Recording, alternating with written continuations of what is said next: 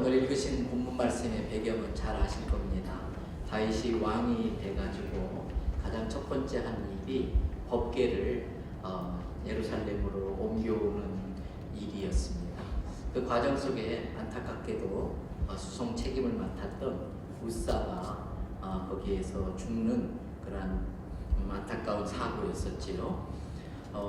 이 법궤에 대한 배경을 사무엘상 4장에서부터 찾아볼 수 있죠. 블레셋과 전쟁에서 첫 번 전투에서 4,000명이 죽는 이스라엘의 패배가 있습니다. 그때 이스라엘 군인들은 이 복수해야 되는데 어떻게 하면 이길 수 있을까? 그리고 생각해낸 게 하나님의 법궤를 전쟁터로 가져오는 거였습니다. 그러면 그들은 전쟁에 이길 줄 알았습니다. 웬걸요?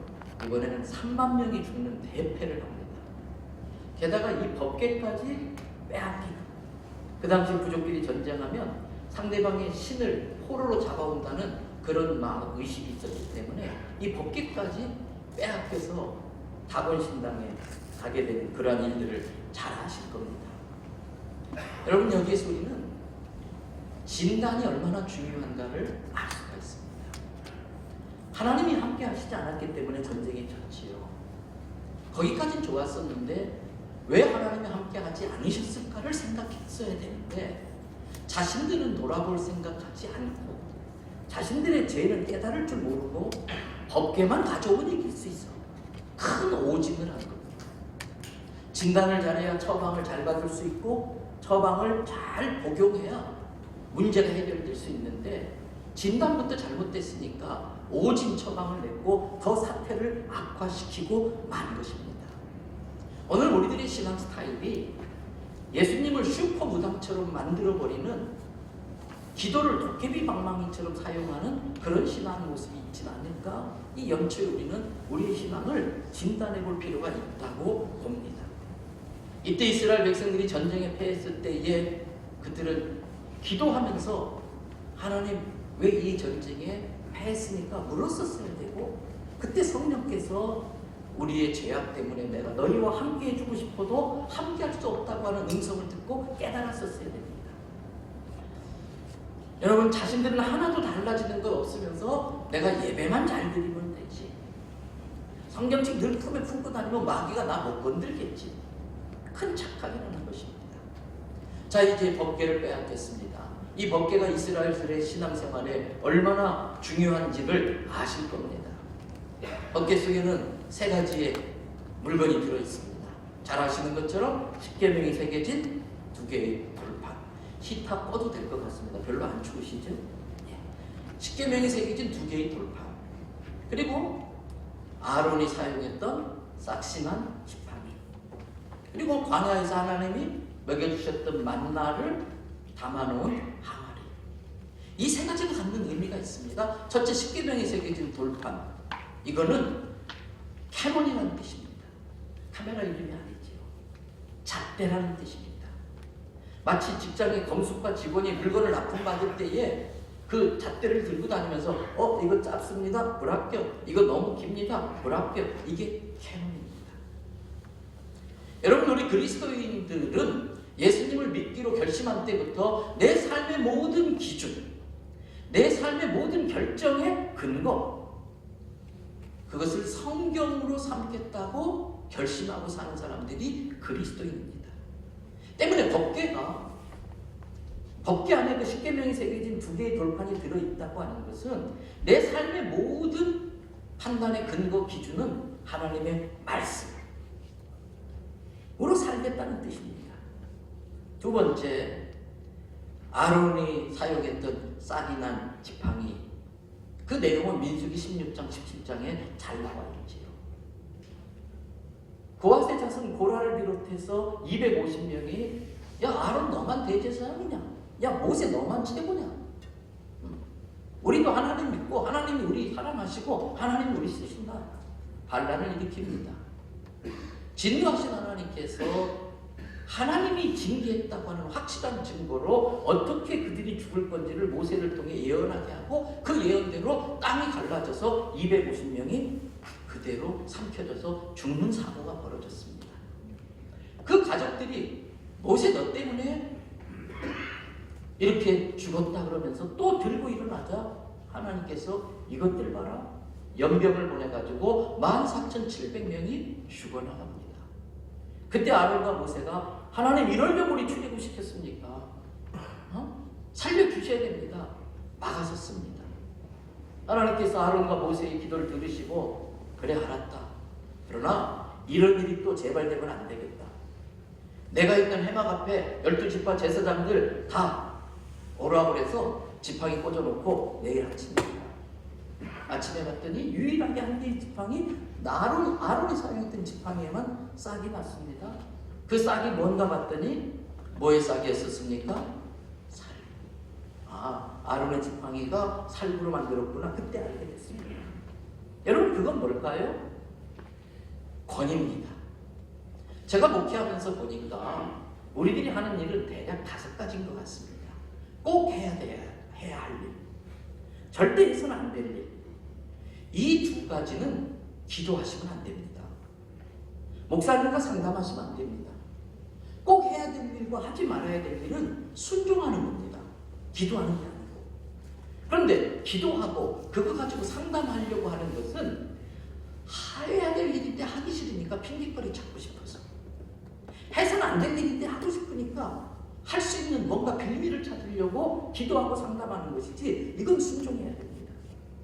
또 어떤 일이 있을까? 내가 하고 싶은 일이 있습니다. 제일 이상적인 것은 꼭 성경에서 하라고 하는 일이 내가 하고 싶은 일이면 최고로 좋습니다. 최악은 하지 말라는 일을 하고 싶어 하면 이건 참 심각합니다. 근데 그 다음에 문제입니다. 해도 되고 안 해도 되는 일이 있습니다. 이렇게 해도 되고 저렇게 해도 되는 일이 있습니다. 목사님이 기도하는 가운데 이거 해야겠다 했습니다. 그때 성도님이 목사님 왜 다른 교회에서 안 하는 걸 우리 교회는 합니까? 왜 다른 교회는 하는데 우리 교회는 안 합니까? 이렇게 들고 나오면 문제가 심각합니다. 왜요? 해도 되는 일이고 안 해도 되는 일이니까 하는 논리가 있고 안 하는 논리가 있습니다. 이렇게 해도 되고 저렇게 해도 되는 일이니까 이렇게 하자는 사람 나름대로 논리가 있고 이유가 있고 저렇게 하자는 사람의 논리와 이유가 있습니다. 더군다나 이것이 교회 안에서 그것이 딱 부딪히기 시작하면 새벽기도 나오셔가지고 능력받고 싸우기 때문에 싸움이 안 끝납니다. 때문에 그리스도인들은 논리로 사는 사람들이 아니라 진리로 사는 사람들입니다. 때문에 해도 되고 안 해도 되는 일은 성경에 정해놓지 않았기 때문에, 그걸 다 일일이 성경에 기록할 수 없기 때문에 하나님께서 그것을 결정해야 될 상황에 충분한 토론을 하지만 최종적으로는 영적 권위를 부여한 사람이 결정하도록 해라. 그게 아론의 싹신한 지팡이입니다. 오늘 많은 교회에 말씀이 있는데도, 캐논이 있는데도 불구하고 갈등이 생기는 이유가 이 아론의 쌍난 지팡이에 부여된 권위를 존중하거나 인정하지 않기 때문에 갈등이 생기고 어려움에 빠지는 경우가 있는 것입니다. 그리고 세 번째, 아론의 만나가 들어있는 항아리. 그 말씀의 기준으로 삼고 영적 질서에 따라 신앙 공동체를 이루면 그들의 먹거리는 내가 책임져 주겠다. 그게 만나가 들어있는 항아리입니다. 여러분 때문에 이 법궤는 이스라엘 백성들에게 말할 것도 없고 오늘 내 심령 가운데, 내 가정 가운데, 내 사업장에, 이 교회 가운데 이 법궤가 중심에 있어야 할 줄로 믿습니다. 그런데 이 법궤를 블레셋에게 빼앗겨버리고 만 겁니다. 이 블레셋 사람들은 신이 났지요. 야, 그 대단하다는 그 여호와신, 홍해를 갈랐다는 그 여호와신, 바로도 꼼짝 못하게 만든 그 여호와신, 우리가 체포해 왔어. 웬걸요? 다곤 신상은 넘어졌지요. 뭐 손목 부러졌지요. 막 복종이 돌면서 감당이 안 되지요. 결국은 블레셋 지역 돌다가 돌려보냈습니다.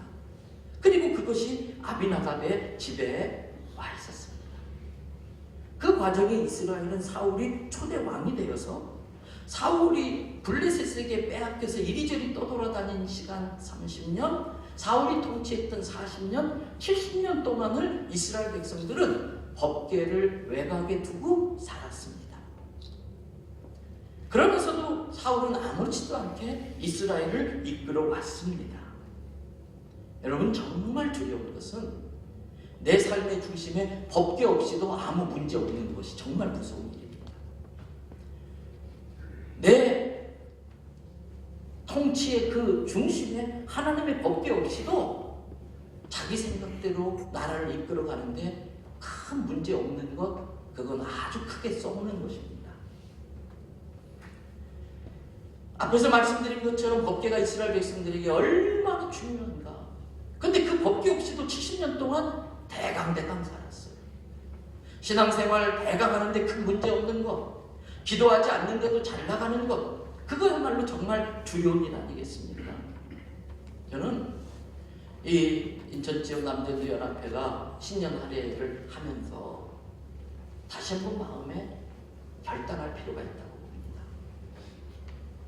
오늘 나의 형편과 처지를 하나님의 말씀을 캐논 삼아서 정확히 진단을 하고 그 말씀으로 처방받아서 영적 지도자의 지도를 받아가면서 내 인생은 하나님이 만나를 내려서 먹인다는 그 믿음을 가지고 나는 법궤 중심으로 살겠다는 결단이 있어야 할 줄로 믿습니다. 여러분, 70년 동안 법궤 없이도 아무렇지도 않게 살아간 그 이스라엘의 모습은 새로 왕이 된 다윗의 눈에는 너무나 심각했었습니다. 어쩌다 나라가 이 지경, 이 모양, 이 꼴이 됐을까? 하나님께서 나에게 이 거룩한 직분을 맡겨주셨는데 내가 어떻게 이걸 감당하나? 기도했을 겁니다. 고민했을 겁니다. 그러면서 다윗은 정확한 진단을 내렸을 겁니다. 이 나라가 이 모양, 이 꼴이 된 것은 우리가 법궤를 중심에 두고 나라를 이끌지 않았기 때문이구나. 여러분, 역대상 13장 3절의 말씀, 스크린에 말씀 띄워주실 겁니다. 같이 하는 소로 읽겠습니다. 우리가 우리 하나님의 궤를 우리에게로 옮겨오자 사울 때에는 우리가 궤 앞에서 묻지 아니하였느니라. 아멘. 여러분, 어떻게 하다 보니까 부족한 사람이 부총회장의 직임을 맡게 되고 그것에 따른 여러 가지 일들을 결정합니다. 정말 두렵고 조심스럽고요. 저의 사소한 것 같지만 결정 하나가 또 교단의 앞날에 어떤 영향력을 끼칠까 기도하지 않을 수가 없습니다.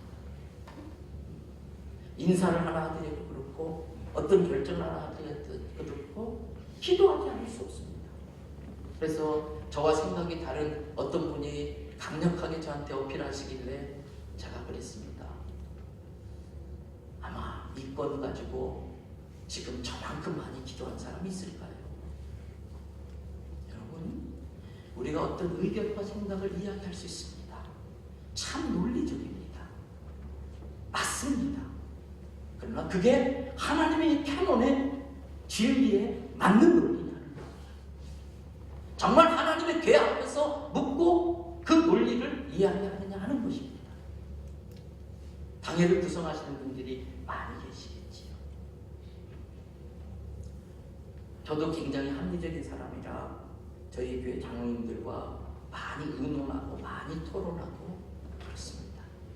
그런데 1년에 한두 번 정도는 저희 장로님들께서 목사님 지금 시기가 이렇고 교회 재정이 이렇고 이건 좀 어려울 것 같습니다. 대부분이 그렇겠네요. 왜 저보다 전문가되시니까 따라갑니다. 근데 종종 어떤 때는 장로님들 말씀이 다 맞는데도 고집 부리고 싶을 때가 있습니다. 하고 싶을 때가 있습니다.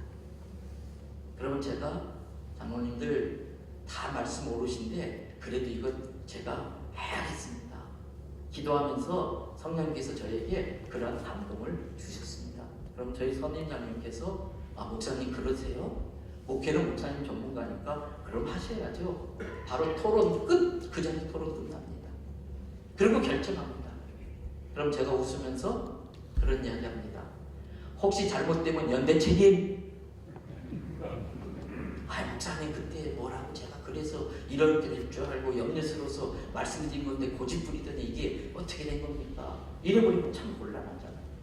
그러니까 토론은 하지만 결정할 때는 딱 결정해놓고 연대책임지는 거죠. 그때 우리 장로님들이 종종 쓰시던 표현이 목사님 제 생각에는 제 의견에는 그럼 제가 웃으면서 그런 말씀 드립니다. 장로님 저는 장로님 의견 관심 하나도 없어요.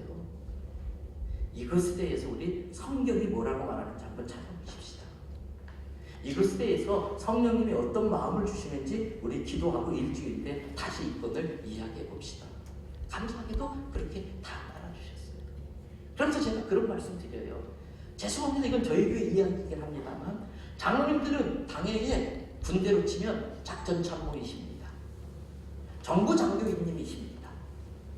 제가 전쟁을 할 건지 말 건지 후퇴할 건지 전진할 건지 정확한 판단할 수 있도록 좋은 정보 물어다 주시고 좋은 작전 제안해 주십시오. 여러분 이게 아론의 쌍난 지팡이의 권위를 인정하는 겁니다. 오늘 많은 교회들이 논리 때문에 그럴듯한 것 때문에 진리가 뒷전으로 물려가는 것 아닐까. 그 전에 사울은 그렇게 하지 못했지만 다윗이 그랬던 것처럼 여호와의 궤 앞에 묻고 모든 것들을 결정해야 할 줄로 믿습니다. 여러분 그래서 이제 법궤를 가져옵니다. 얼마나 다윗이 행복한지요. 공식적으로 동원된 의장대, 군합대 모든 이 법궤 수송 이 행사에 3만 명이 동원됩니다. 여러분 요즘 같은 때도 3만 명 동원하는 게 만만치 않은데 그 옛날 인구도 적을 때 그 조그만 도시에 3만 명 동원됐다는 건 어마어마한 거지. 그러면서 온 북한적 축제도 그냥 법궤를 실어 오는데 막 춤을 추고 나팔을 불고 근데 웬걸요? 갑자기 이 법궤를 실은 수레를 끌고 오던 소가 군합대의 빵빠레 소리, 나팔 소리에 놀랐는지 펄쩍 뛰었나 봅니다. 법궤가 수레 밑으로 쭉 미끄러집니다. 그때 이 아비나답의 아들 우스사가 어어어 하면서 법궤를 짚었습니다. 성경은 사울을 죽었다고 하지 않고 하나님께서 죽였다 그랬습니다. 같은 본문을 다루고 있는 성경 다른 곳에서는요, 역대하에서는요, 하나님이 찢어 죽였다 그랬습니다. 잔치집이 갑자기 초상집이 된 겁니다. 왜 이런 사고가 났을까요? 하나님께서 기뻐하는 일이 아니라면 애시당초부터 막으셨을 텐데 다윗이 그 결정을 다윗 내가 사람 잘 봤어. 너 정말 진단 잘했다. 너 좋은 결정했어. 이거 내가 기뻐하는 일이야. 허락하셨어요. 그런데 사고 났어요. 왜 그랬을까? 오늘 말씀의 제목이 익숙함입니다. 저는 두 가지 익숙함 때문에 이 참사가 벌어졌다고 봅니다. 첫째는 우사의 익숙함입니다. 혼자 상상해 봅니다. 아비나답의 집에 법궤가 처음 들어왔을 때에 아비나답의 집은 온통 발칵 난리가 납니다. 이 하나님의 법궤 어쩔 줄을 몰라 합니다. 그러면서 이 법궤를 집안의 가장 중심에 법궤를 정말 잘 모셨을 겁니다. 1년쯤 지났습니다. 하나님의 법궤 때문에 아비나답의 집에 많은 복이 임했을 것 같습니다. 재정이 늘어났습니다. 새로운 최신식 요즘 트렌드에 맞는 최신집 가구가 들어옵니다. 이 가구 진짜 멋있는데 저 제일 중앙에 제일 잘 보이는데 저기에 보면 이게 딱인데 저 자리에 법궤가 있네. 그 조금만 옮겨봐. 가구 갖다 놓습니다. 그러면서 막 물건들이 들어오니까 좀 더 옮겨, 좀 더 옮겨. 가구가 한 구석에 가더니 건넌방 가더니 나중에 창고까지 가 있어 방치된 건 아니었을까요? 우스타는 어릴 적부터 거기서 숨바꼭질하며 지냈을 것 같습니다. 그러다 어느 날 왕이 법궤를 쳐인다는 소리에 또 집안이 발칵 뒤집어집니다. 왕이시여, 그 법궤 우리 집에 있습니다. 우리가 그동안 관리했습니다. 제가 법궤를 잘 압니다. 내가 책임지고 옮겨드릴 테니까 걱정하지 마십시오. 법궤를 자기가 지킬 줄 알았던 겁니다. 법궤를 다른 흔한 상자처럼 취급하는 겁니다. 오랜 세월 법궤 곁에서 지나다 보니까 법궤가 익숙해진 겁니다. 여러분, 오늘 우리에게도 익숙함이 있지 않을까요? 언제부턴가 예배가 익숙해졌습니다. 기도가 아주 자동으로 익숙해졌습니다. 찬양 눈 감고도 부를 정도로 익숙해졌습니다. 그런데요, 익숙해지면 무례해집니다. 하나님과는 친밀해져야지 하나님께 익숙해지면 무례해집니다. 제가 저희 교회에 25년 전에 부임했을 때에 저보다 먼저 계셨던 전도사님 두 분이 계셨습니다. 저희 교회 집사님 장로님들이 어이 김전도사 이리 와봐. 깜짝 놀랐어요. 장로님, 이분이 우리 교회에 계시니까 부교역자이시지 다른 교회 가시면 전도사님이라도 다른 목회자입니다. 장로님 아들뻘이지만 하나님 세운 사자입니다. 존중해 주세요. 저희 교회 장로님 한 분이 교회 새로 짓고 엘리베이터가 있는데 엘리베이터 타다 말고 옆에서 버튼 누르고 기다리세요. 저보다 훨씬 위시니까 장로님 이러지 마세요. 불편해요. 장로님 빨리 먼저 타세요. 목사님, 다른 성도들이 보고 있습니다. 제가 이렇게 다른 성도들이 목회자를 존중하고 목회자의 말에 권위 있게 듣습니다. 그래서 많이 불편하지만 그분의 뜻이 그래서 그때는 그냥 그렇게 예우해 주시는 걸 제가 받고 있습니다. 그런데 그러한 예우가 저한테 익숙해질까 봐 두렵습니다.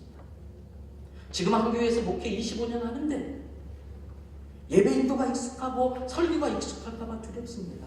요즘 제가 설교할 때 두 가지 생각합니다.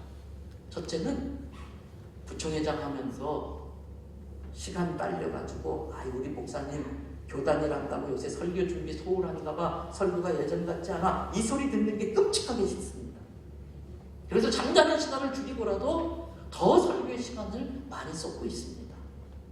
두 번째는요, 저희 교회에서 저랑 25년째 신앙생활 같이 하고 있는 성도들은 제 설교를 들을 때에 무슨 느낌이 들까 이걸 생각해 봅니다. 평생에 듣던 말씀 아니겠습니까? 익숙한 말씀 아니겠습니까? 정말 하나님의 은혜는 평생에 듣던 말씀이 오늘도 내게 새로워지는 게 은혜인 줄로 믿습니다. 그렇게 해달라고 기도하고 있습니다. 지난번 이 남전도의 세미나 때에 드렸던 말씀 다시 말씀드릴 수밖에 없습니다. 여러분, 오늘 이 예배가 얼마짜리 예배입니까? 여기 전기세, 난방비, 오시는 데 든 교통비? 아니요. 조금만 북으로 올라가면 이거보다 훨씬 열악한 예배. 들킬까봐 립싱크로, 들킬까봐 덩어리 박수 치면서 울면서 찬양하며 울면서 예배드려요. 근데 그러한 열악한 예배 드리러 나올 때마다 그들은 결단해야 됩니다. 내가 오늘 이 예배 드리다가 들키면 기관총으로 난사당해 죽을 수 있다. 그럼에도 불구하고 나는 예배를 드리지 않을 수 없다. 왜? 예배가 내 목숨보다 귀하니까. 그래서 우리 예배는 목숨짜리 예배입니다. 다행히 저와 여러분들은 우리 믿음의 선배들이 일제강점기 때, 6.25 때 우리에게 신앙을 유산으로 물려주려고 이 믿음을 지키다가 목숨을 잃었습니다. 이 예배값을 대신 선물해 주셨습니다.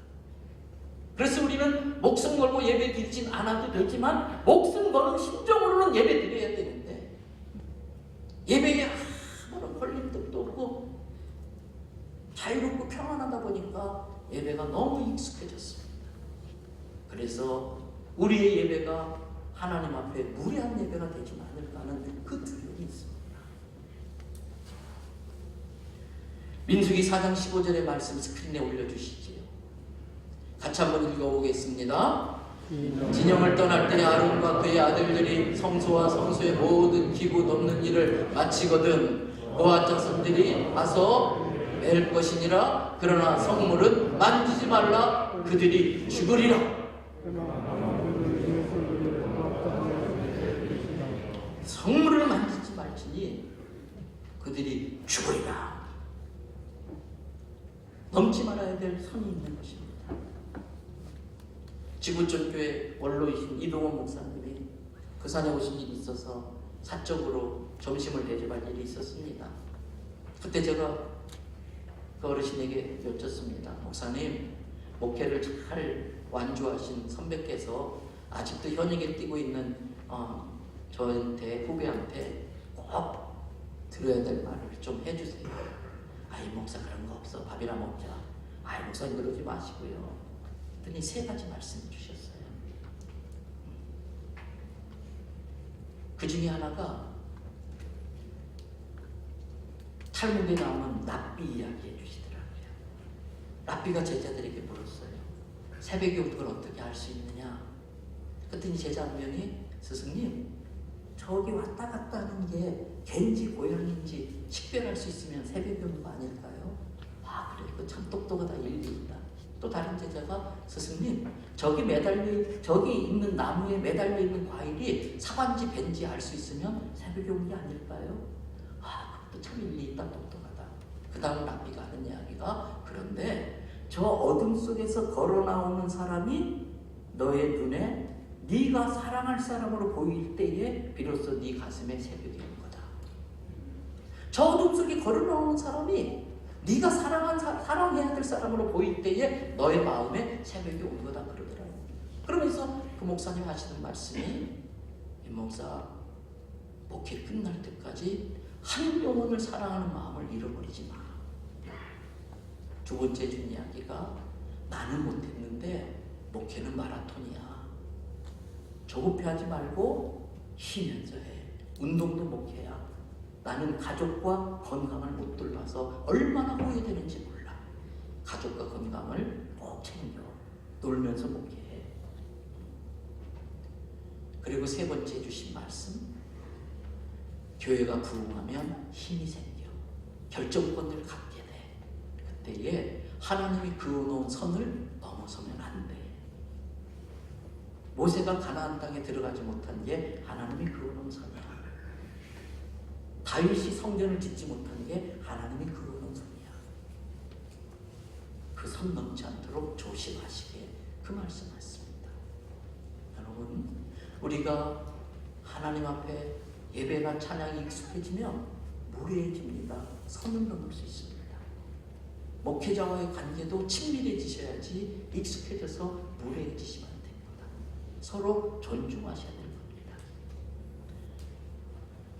여러분, 2번째 익숙함이 있습니다.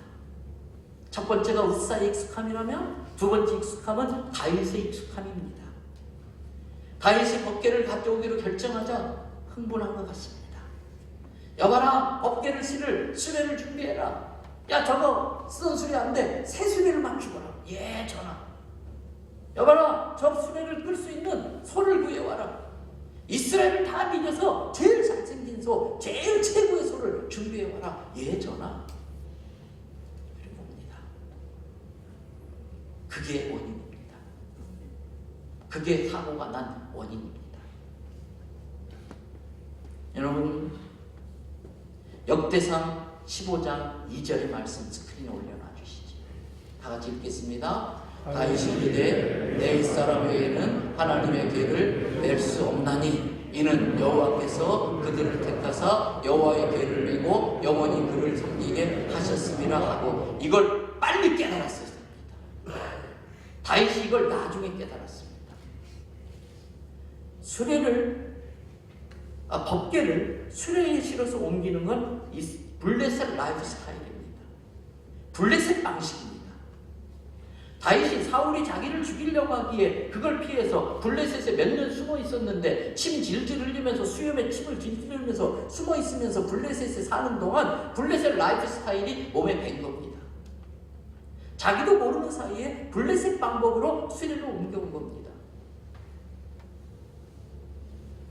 제사장이 매야 되는데. 근데 오늘 교회 안에 이 다윗의 익숙함이 있습니다. 아, 목사님 요즘 시대에 뭐 그런 식으로 합니까? 경제적으로 안 맞습니다. 논리적으로 안 맞습니다. 여러분, 한 생명의 가치는 예수님의 기준에 의하면 온 천하를 주고도 바꿀 수 없다고 그랬습니다. 때로는 너무 비경제적이지만 비논리적이지만 한 영혼을 구원하기 위해서 온 세계를 투자할 수 있어야 된다는 의미인 것입니다. 그런데 오늘 교회 안에 현대식, 효율, 기능 그러면서 블레셋 방식의 사역을 우리가 도입하고 있는 건 아닌가. 불편하지만 귀찮지만 느리지만 비효율적이지만 법궤는 제사장이 메고 땀을 흘려야 됩니다. 그러면서 성물에 손대지 않고 옮길 수 있도록 법궤 네 두퉁이에 고리가 달려있고 아카시아과 나무를 금박 씌워서 막대기를 꽂아서 손대지 않고 어깨로 매서 옮길 수 있도록까지 하나님께서 장치를 다 해놓은 것입니다. 오늘 교회에 리더급 되시는 분들이 많이 오셨을 겁니다. 결정을 할 때에 이게 참 효율적이고 현대적일 수 있지만 과연 캐논, 십계명, 하나님의 말씀의 진리에 맞는 방법인가? 더 한번 여호와의 궤 앞에서 물어야 됩니다. 그래서 어느새 나도 모르게 이 우사의 익숙함과 다윗의 익숙함이 몸에 배어서 이 사고를 나도 자초하는 건 아닐까. 이 신년 격두에 우리 자신을 돌아보시고 2023년 인천지역 남전도연합회 여러분의 10년 가운데 가정과 사업과 섬기는 교회 가운데 여호와의 법궤를 모시고 하나님의 궤 앞에 물으면서 2023년 갈 수 있는 우리 모두 되기를 주님의 이름으로 축복합니다. 이 시간에 잠깐 기도하겠습니다.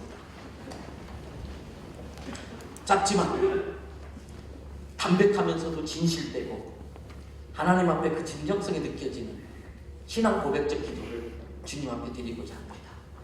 주님, 지금 내 삶의 중심에 하나님의 법궤가 있는가?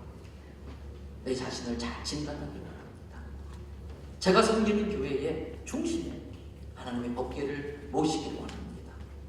혹여라도 제가 우사의 익숙함 때문에 선을 넘고 다윗의 익숙함 때문에 하나님의 방법보다는 인본주의적인 방법으로 살려고 했던 건 아니었을지 주님 깨우쳐 주시옵소서라고 잠시 기도하겠습니다.